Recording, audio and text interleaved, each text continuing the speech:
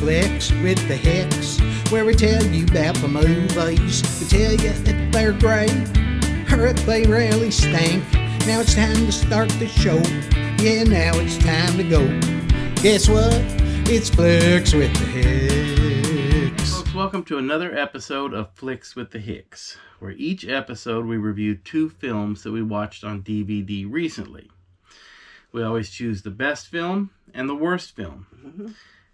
This week, Janet got tasked with picking the worst film of the week. Would you like to tell us what your abomination is? Yeah, it's the Macintosh Man.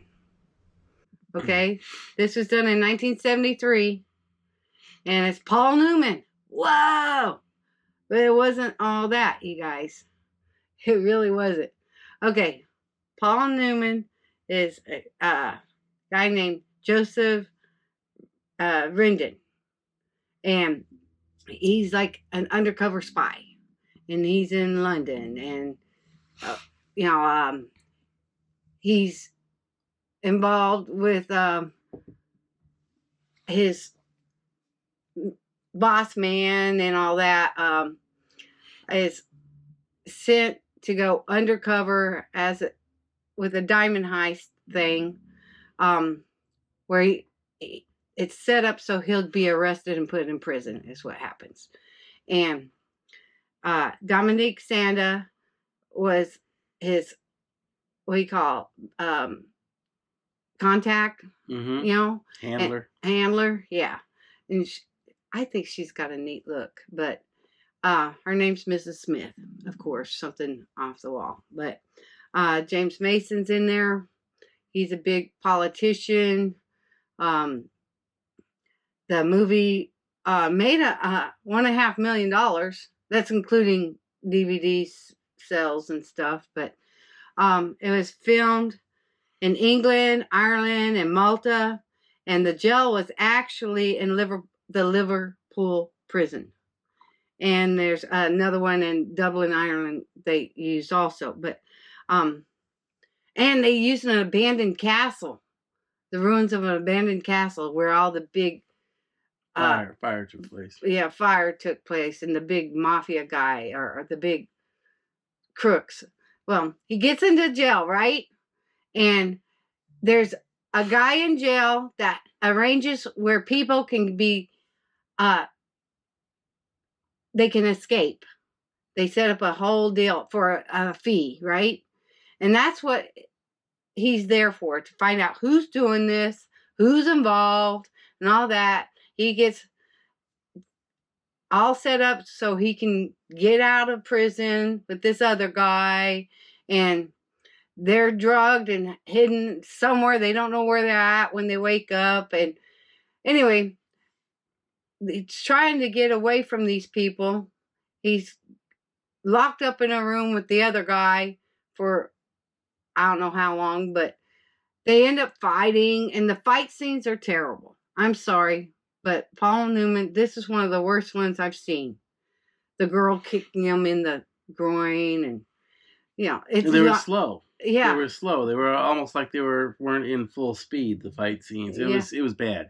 Yeah, and the storyline was pretty good, but the filming of it wasn't good. I mean, well, it was like the theory behind we're going to have to find out who's helping these people escape and all this. And I'm thinking to myself, why? 9 out of 10 prisoners in a prison like that have long sentences, they're all trying to escape. Yeah. So it's not like this is something unusual. We got to figure out why this guy's trying to, they're all trying to escape. Yeah. And it's a big organization that is all intertwined to get prisoners out for a fee. They're trying to make money off of it. That's what's going on. And to show you how bad this movie was, I mean, I don't know why Paul Newman did it. I know. I have no idea. Yeah. But pretend this is a gun. At one point, there's 2 people killed in the movie, and they're going to plant a gun. Make it look like they were firing each back other or whatever. Yeah, shooting each other. This lady takes the gun, and she wipes it on her pant leg. Yeah. to get rid of the fingerprints. And then she turns it over and wipes it on the other side the whole time, holding the gun in her bare hand. Yeah. And then sets it down. Yeah, with her fingers on it. Just like... And I'm like, all she did was give better fingerprints. Yeah. You know? And she did that with 2 guns.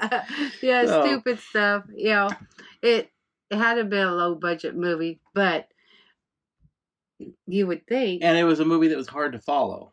Yeah. Because of the accents, and there was a lot of broken plot scenes where you just...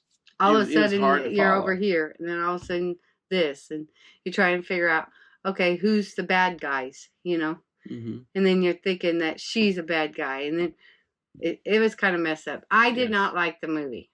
Paul Newman shouldn't have taken this role. And his fighting skills were not there that time. You didn't like the scene where Paul swam up to the boat and to get in the boat, and it just happened that one of the port windows was open only about that high above the water line, so you could climb right in. Right. Okay, that's convenient. Yeah. Anyway, it was not a good movie. 0 to 100, what do you give this rascal? 40. I'll give it a 40. You know, Blue Eyes is in it. You know, I'd say... I think I'd be right in that range with you, too. Honestly, around a 40. Yeah. I was going to say a little bit higher because Paul Newman was in it, and he's always interesting to watch, but even with him, it couldn't really help this movie. Mm-hmm. And I have no idea why he did this movie. Right. But, you know, trying to escape, and then escaping from the people that had him locked in the room, and fighting. I'm sorry, but that was cheesy. All right, guys. All right, Greg, what was your movie? I get to pick the best movie of the week, and the movie is Moneyball, starring Brad Pitt, Jonah Hill, Phillip Seymour Hoffman, Robin Wright, and Chris Pratt. It's a baseball movie. It is kind of the story of Billy Beane and Peter Brand when they were working together with the Oakland A's.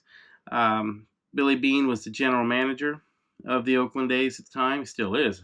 But basically, the Oakland A's have never been able to really compete in the last 25 years because they don't have the huge sums of money that most teams do. Mm-hmm. They don't draw as many people. Their ticket prices are lower. So Billy Beane, played by Brad Pitt, was trying to find a way that the Oakland A's could compete. And he ran across Peter Brand when he was trying to make a trade with another team. And the other general manager was looking at Peter Brand, and Peter Brand was giving him the okay, yes or no, to make this trade.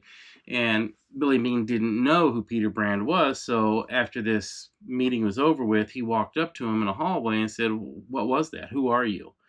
And so anyways, he explained to Billy Beane, or Brad Pitt, that he has a different way of looking at players than most. Instead of just using batting average, home runs, RBIs, they do cybermetrics and analytics, where you break down how many times a guy gets a walk compared to how many times he gets a base on ball or to a strikeout, or how many ground balls he hits compared to fly balls, and how he gets on base. Yes, and getting on base. Exactly, and that was the main thing, was how many times they get on base. Doesn't matter if it's a walk, doesn't matter if it's a hit by pitch, but he kind of changed the way the Oakland A's looked at statistics. And so during this offseason, the Oakland A's were losing a few of their big stars. And they knew they didn't have the money to replace them. So they were looking for alternative players. Like they ended up getting one of their players that had been released because of an arm injury. Hadn't played baseball in like a year and a half, couldn't throw anymore. They ended up signing him and using him as a first baseman. Scott Hatteberg was his name. He used to be a catcher, but his arm was gone. So they changed his position, and they ended up almost winning the World Series with this team with a super low salary. And it really changed baseball because other teams started going to this. And then from that, you saw teams going to the shifts, which I hate the shifts. But you see people going to these radical shifts. And the last few years, it has gotten so bad that Major League Baseball ended up changing the rule and not allowing the shift anymore. So, but at the time, Billy Beane was really a trendsetter. And he was taking a team and competing with the New York Yankees that had a salary of like 8 or 9 times what the Oakland A's had. Oh, yeah. They always have. And it was just a fantastic story. It had some great actors in it. I honestly think this was Brad Pitt's best role that he's ever had. He's ever had. I'm not sure if he won an Academy Award for that, but if he didn't, he should have.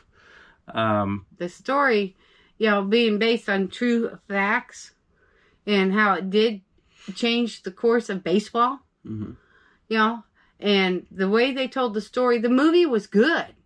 I mean, sure, you wouldn't know it was all, true or whatever. I mean, the story, the way they presented it, the emotional part of it, the drama, you got the part where you laugh, cry, all that. If you get all that in a movie, it's a good movie. And that's a good movie.